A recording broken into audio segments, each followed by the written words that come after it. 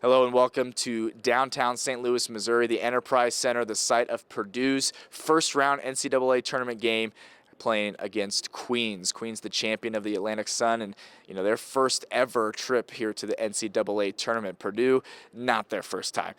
9 straight NCAA tournaments with a top 4 seed. Obviously, Purdue is comprised of 3 guys who have been here and been around the block. Braden Smith, Fletcher Lawyer, Trey Kaufman, Wren, spending the length of their entire careers with Purdue, and just one achievement continuing to be so elusive, that would be a national championship. These guys were on the team that went to the Final Four in the national championship game in 2024 and lost to UConn in Phoenix, Arizona. They know what it takes to make a sustained run in the month of March. There's no question about that, but it's not that easy. There's a lot that can go wrong in March. It's all about momentum.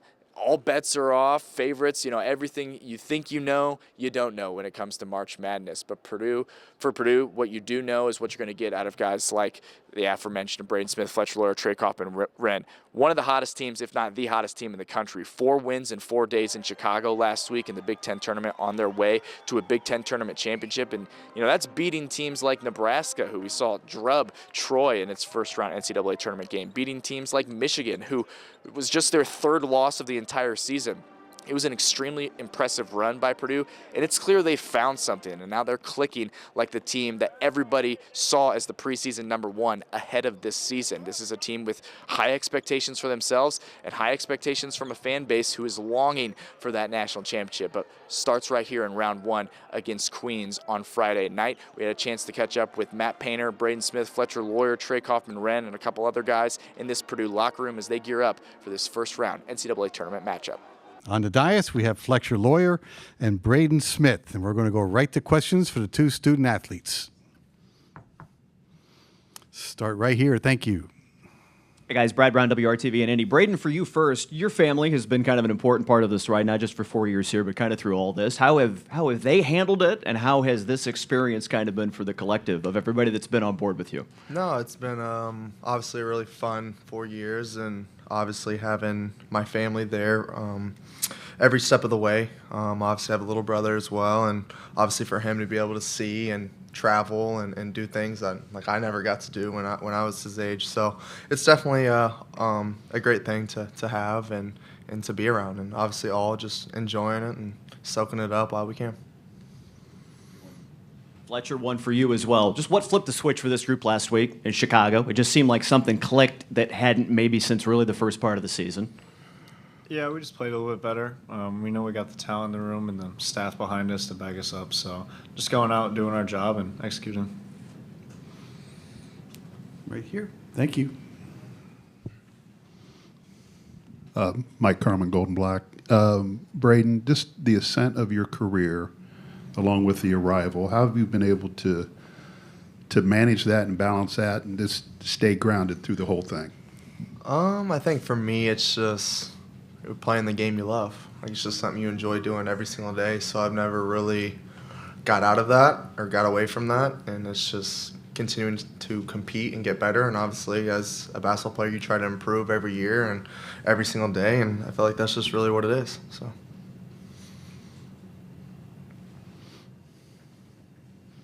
Yep. Thank you. Hey, Fletcher, Ben Baby with ESPN. You were part of that team, both of y'all, a couple years ago that made that deep run. What enables a team to really find their rhythm early, and what can you do maybe that first weekend that gives you a hope that you guys can go make that deep run? Yeah, obviously winning in March is tough. So getting ready to go, you got to be good defensively. You got to be good on the glass, and you got to take care of the ball. So doing a lot of little things that lead to winning, and then ultimately just playing pretty well this first weekend to get some confidence rolling. Right here in the aisle. Thank you. Zach Osterman, USA Today. Braden, forgive me. I know you've probably got a lot of questions about the jersey. I'm just curious, a couple of things. Number one, do you know which number you'll be wearing, provided no mishaps or anything going forward? 3. Okay. And number two, do you still have the ripped jersey? Is there any sentimental value to that, or is it just kind of that's gone, we've moved on? I'm assuming that's the one I'll be wearing. That's what I think. I think it's all sewed back up. It got sewed up, I think, in halftime of that game. So I think I could have wore it in that second half, but 41 made some shots, so we kind of just stuck with it.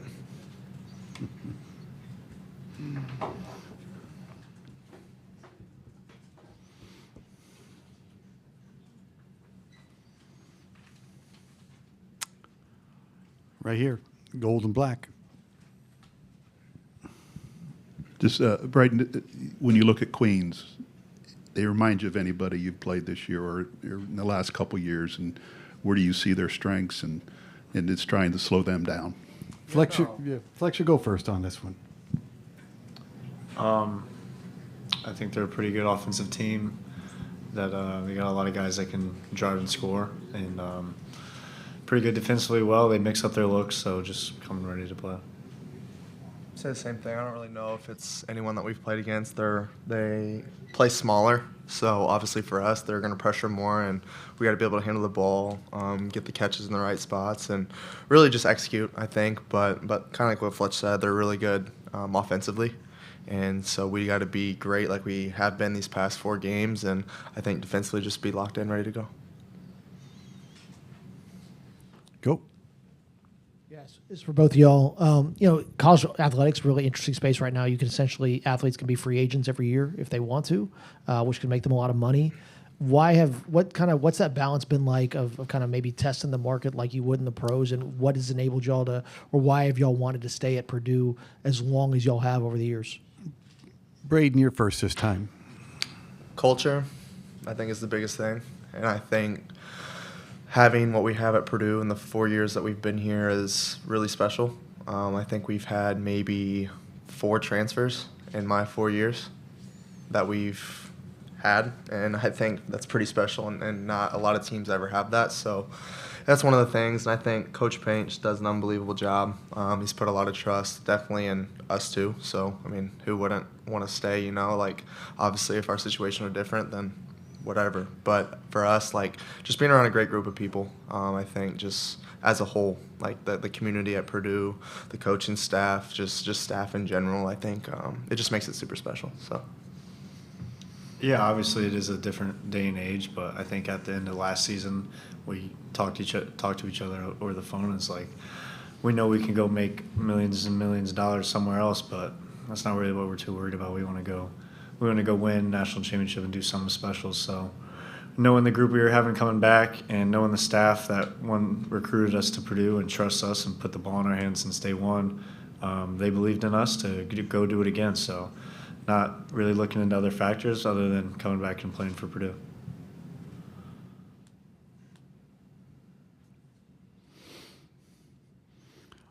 Anything else for the gentleman from Purdue? All right. You are dismissed. Best of luck tomorrow. Thanks. The head coach of Purdue is here, Matt Painter, and we're going to ask him to make an opening statement regarding his team and being in the great city of St. Louis, and then we'll go to questions. Matt, please. Yeah, excited about being in St. Louis and obviously competing. And, the day before, I think, is a great day to, everyone's getting prepared and you get to practice in front of, fans, and you're really just, you're shooting, but you kind of get a little bit of the jitters out for your guys, especially the ones that haven't been in this position before. But no, we're excited about being a 2 seed. We've worked really hard. I thought we had a great finish there in the Big Ten tournament, winning 4 games in 4 days. So actually hopefully playing a game and advancing and having a day off after what we just went through. And got a lot of respect for the low to mid-major teams out there that got to win 3-4 games in a row to get here. And that's got to be a tough world. I've been in that world, and got a lot of respect for Queens and what they've been able to do. And they can really, really score the basketball. They're well coached, and it's going to be a tough game for us. Start right here on the aisle. Dustin Schutte, Purdue on SI. You've obviously played a lot of teams that can score a lot of points, have shot the 3-ball well. Just when you go back and kind of look at what Queens has been able to do this season, is there any team that you can compare them to, whether it's in the Big Ten, Iowa State, something like that? Yeah. Not really. Obviously, they're a skilled team. They have a couple guys that can really shoot it, but they have a lot of guys that can break you down and make plays. They're a smaller team than we're used to in the Big Ten, but like they're a quality team. Their big guys can rip and go. They have size that can shoot threes. They have athleticism. They have playmakers. They've proven throughout the year that they can score the basketball. So, for us, trying to, kind of stick to our rules, keep the ball in front of us more than anything. They do a good job of advancing the basketball and just looking to attack right away. Hey Matt, Ben Baby with ESPN. When you look at this year's group, what do you like about the squad going into the tournament, and what do you feel like they do exceptionally well that could help you make a deep run? Right. I would think for us, how we played here last week is something, because we didn't finish the season strong, and offensively we put up some really good numbers this year. We've been very efficient on the offensive end, got a great assist turnover ratio, have a lot of different weapons, but we didn't put ourselves even in position to win the Big Ten during the year, just because from a defensive standpoint we had to be better. And with that being said, the talent in our league was probably the best it's been in a long, long time. We have some really good teams in our league, and it was good for our guys to build some confidence by being able to knock off some of those teams in the Big Ten tournament. Mike Carmen, Golden Black. Just how Braden has handled his ascent to where he's at now, and the balance that he's had to have and stay grounded. Right. What have you noticed out of that since you first saw him play in AAU and all that to kind of where he's at now? Yeah, well, I never saw him play in AAU, so obviously we recruited him during COVID, and so we just seen him on film. But a lot of people don't realize, like, sometimes when you're as good as he is and you've had the career that he's had, you can take that and it can really help you. It can also be a burden, because when things go great, it's a beautiful world. But when things don't, it gets put on you. And that's something that all competitors want, though. And now to be able to kind of grind through those periods, maybe when you have some struggles, makes you a better player and ultimately makes us a better team. But he's been fine. He's great. He's competitive. He wants challenges. I thought his leadership, his defense was really good in the Big Ten tournament, and that's what we need, going forward, not just his playmaking. He's a best playmaker in college basketball. He's proven that he's going to break this record here in the next game, which is just an unbelievable feat to beat Bobby Hurley's record that's held for 33 years. And he deserves it. It wasn't like I think we run some stuff. I think PJ's done a great job, with him and helping him and developing. But he showed up on our doorstep being able to pass. He's got, just an innate ability to be able to find people, understand angles. Back to the aisle. Thank you. Dustin, Purdue on SI again. Raleigh and Antoine, two guys that took red shirts this year, they seem to continue to be engaged. And just how have they continued to help you throughout the season, and what's been the best way maybe they've helped you? Yeah, I think just being on that scout team and, staying with it and competing every single day, give us the looks that we need from our opponents. And on the interior, obviously with Raleigh, a guy that's a 4-5 that can play on the inside but also step out and shoot. And then Antoine's playmaking ability, really his ability to score, really gives us honest looks right there. But they're both engaged. They're both with it. They're a big part of our program, and they're both going to have great careers at Purdue. Matt, right here. Two questions for you. Grant was really vocal about kind of what went on at the conference tournament with the potential tampering and kind of the ethics behind it. What was your reaction first to kind of him being so outspoken about kind of him and his players and kind of that situation? Yeah, well, the rules stink, more than anything. Like you get a player, no matter where you are, and you're the one that found him, you recruited him, and then all of a sudden it's just so easy for guys to leave whenever they want, especially the guys that play at 4 schools in 4 years. But it's frustrating, and he's frustrated. Like they've treated, you know, their guys the right way. They've worked them. They've gotten them better. They've improved. Now they got to move on. But then people are, you know, tampering with your guys. If nobody tampers and they want to go in the portal, then that's the rule. That's perfectly fine. But when guys are recruiting people off your roster and you've worked really hard, I mean, just think about, go look at his path to get here. It's a hard path. He's a really hard path to get where he's at. And now Queens is finally Division I. He's got him in the NCAA tournament, and he should just be thinking about Purdue. And he's thinking about people tampering. It's really unfortunate. It shouldn't be this way. Well, he kind of brought up that at the coaches convention, it's something he'll talk about. But what do you think should change in the way that coaches go about roster building, kind of that aspect of what do you think needs to change and maybe curtail some of that behavior? Right. You just shouldn't be able to transfer. There's nothing wrong with the one-time transfer. Like, you just shouldn't be able to transfer every single year. That would curtail, you know, not all of it, but it would curtail some of it. And so we just, some of the things legally are, you know, you can't change it. It's already happened, and so you're not going to be able to go backwards on some of those things, even though you don't like it. But there's got to be some things that we soften some things so guys can build a roster so they don't have to sign 10 to 12 guys every single year. Way in the back, Matt.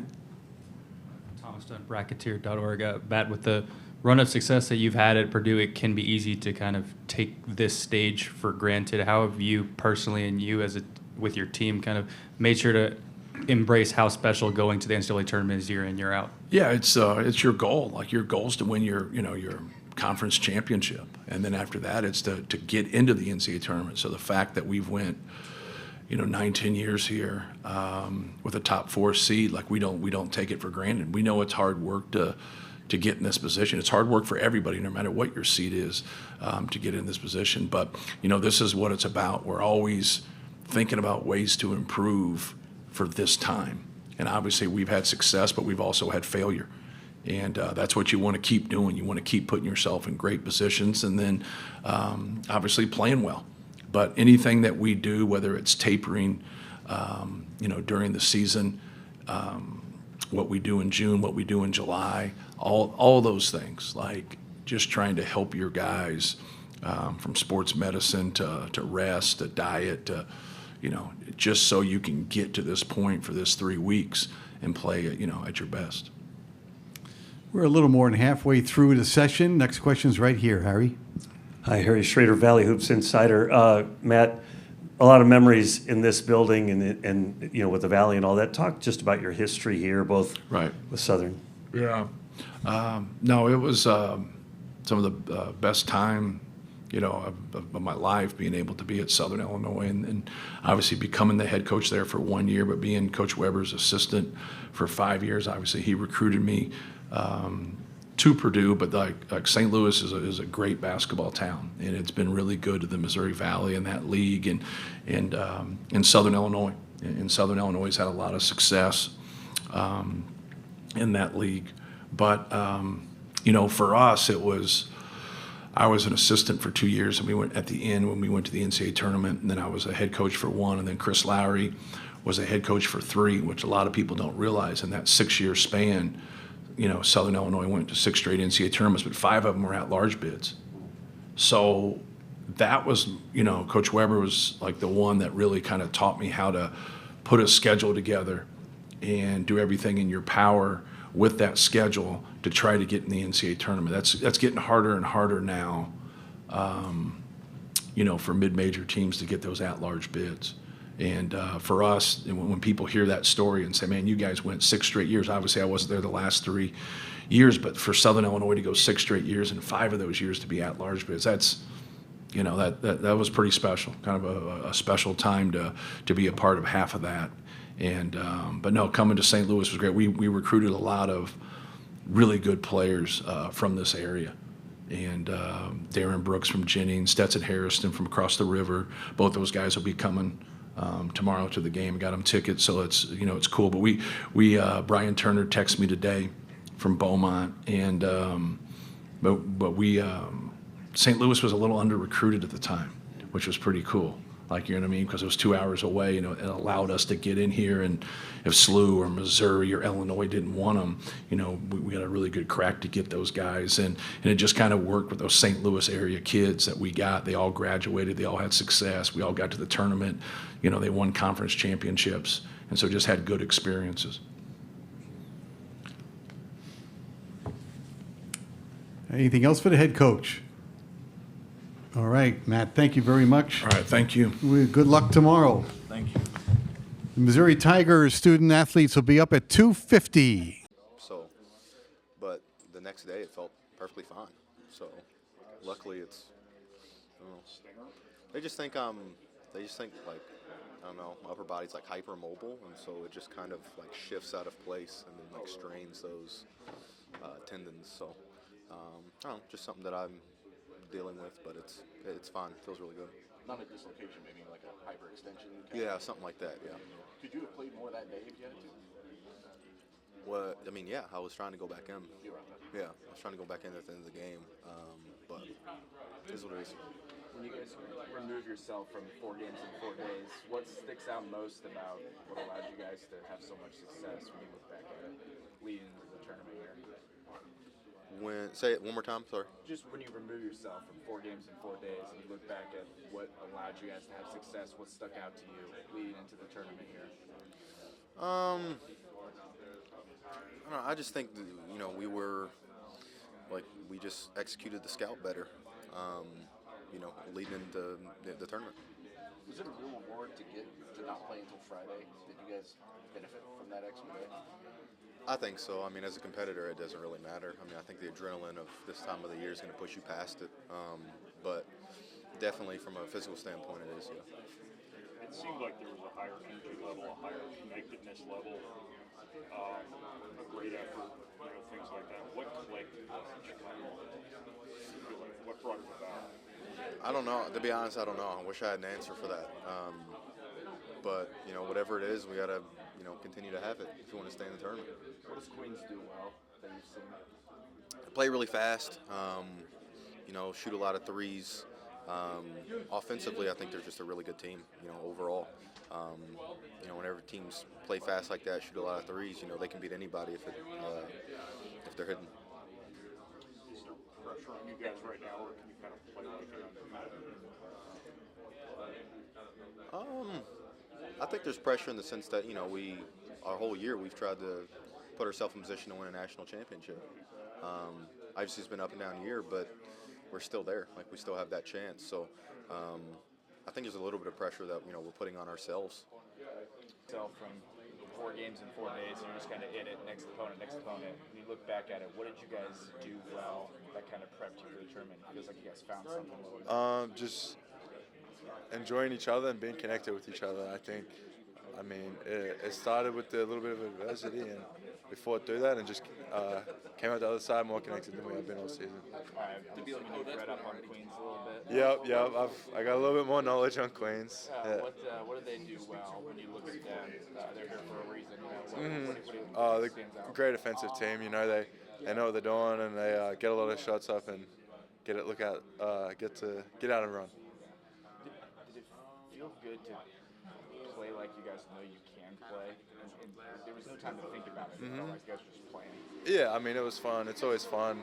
I think we were just having fun out there and playing together. Do you feel any sort of pressure coming into something like this? Pressure's a privilege, like Coach Payne says. I mean, it's something to embrace and use as motivation. How much pride do you take down low, just like enforcing your will, and taking pride on the defensive end as well? Oh yeah, it's huge. I'm not gonna let someone punk me ever, and just doing my job and being the best. Big out there is kind of huge for me, and yeah. How excited are you just to get going again? It's gonna be. I'm pumped. I'm so excited. It's gonna be a hell of a ride. Is it weird not playing on Thursday? Do you like the Friday pitch? Is there any sort of advantage there, or what do you think? I don't think so. I think whatever it is, it's yeah. Each game, and especially this game, with the mindset that being able to execute and just run whatever we need to do. Is scouting implementing that in real time a skill that you learned? Are you better at it this year than last year? Yeah, definitely. I feel like before I came here, like I rarely did scout like from my high school. Like we'd watch film on them playing, but not like individual players. But like last year, kind of starting that, it was definitely a different experience for me. And then like watching like individual film, like on players that like I'd be guarding, and kind of getting a feeling and knowing like what they do and like what their tendencies are.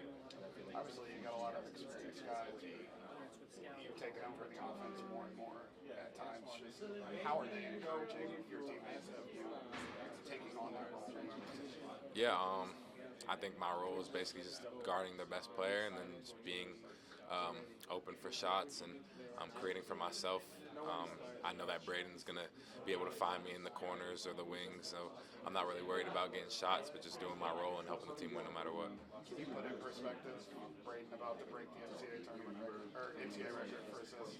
Yeah, it's crazy knowing that like he's come this far and is so close to this goal. I think it's phenomenal, and I'm glad to be here when he does. So, knowing it's maybe the next pass or two that you get could set the record, are you going to be more aggressive to shoot?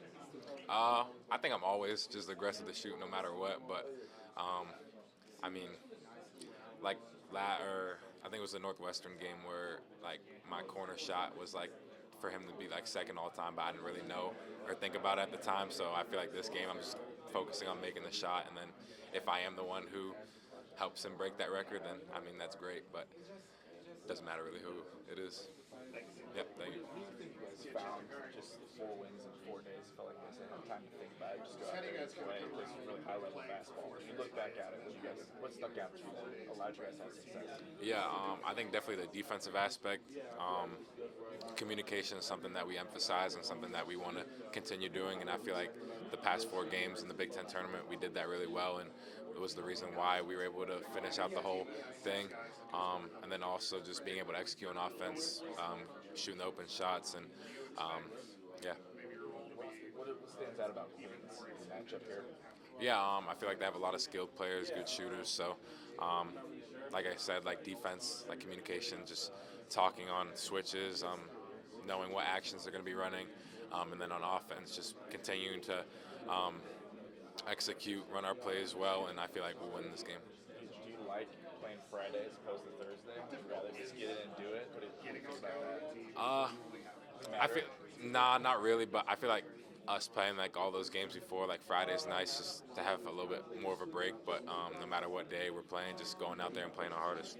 Kent State, and I'm afraid that I'll forget someone, but I think that is it. I'm afraid that I'm forgetting someone though. So yeah. You take yourself out of the Big Ten tournament just game after game after game, 4 wins in 4 days. If you look back, what do you think stuck out that allowed you guys to really find a stride? I mean, definitely the defensive end. I know we're all talking about that because it's such a crucial thing in our like basketball. Obviously, on offense, we're pretty good, and we've been pretty good consistently throughout this year. Not on defense, though. And being able to defend like we did in those 4 days was basically was why we found ourselves in a position to win the title, and we won it successfully. So we gotta keep that going. Those days are over. The title, we already took it. It's somewhere, I don't know, but like we forgot about it. All matters are now is to prepare as much as we can, as the best way that we can to Queens, and to come out tomorrow and play even better defense that we have. How excited are you just getting a taste of the NCAA tournament and everything? Yeah, I mean, I'm really excited. I can't wait. Those are the moments, I live for. So, obviously everybody has their own dreams, and I have my own too, and it's definitely one of them. So I can't wait to get started. What stands out about Queens in the matchup there tomorrow? I think they're a really good offensive team. They're just like really, really like focused on how I would say like one-on-ones. Just like I would say straight hooping, you know. But I was trying to find another word, but our vocabulary is not that long yet. But no, like seriously, they're a really good basketball team. They wouldn't be here if they wouldn't be a really good team. Obviously, they've been consistent throughout the season. They have a good record, and we saw a couple of their games against bigger teams, and they were there. They were there. Um, so it's March. Anything can happen, and we know it. We respect them.